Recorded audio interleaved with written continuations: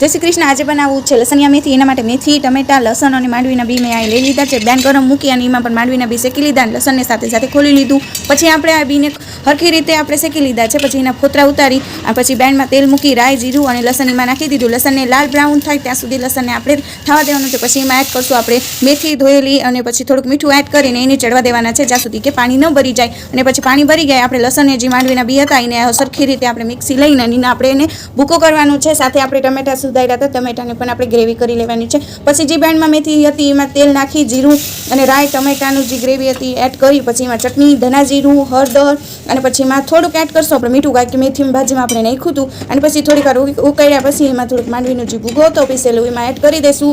અને પછી તેલ ઉપર આવે ત્યાં સુધી ચડાવીને પછી એમાં એડ કરવાની છે મેથી। મેથીને સરખી રીતે આપણે એકદમ એમાં જ્યાં સુધી કે આપણે તેલ ઉપર ના આવે ત્યાં સુધી થવા દેવું। મેથી પરફેક્ટ થઈ ગઈ, બેસી ગયા છે ખાવા માટે। અમને તો બહુ મજા આવી। વિડીયો તમને ગમ્યો તો લાઈક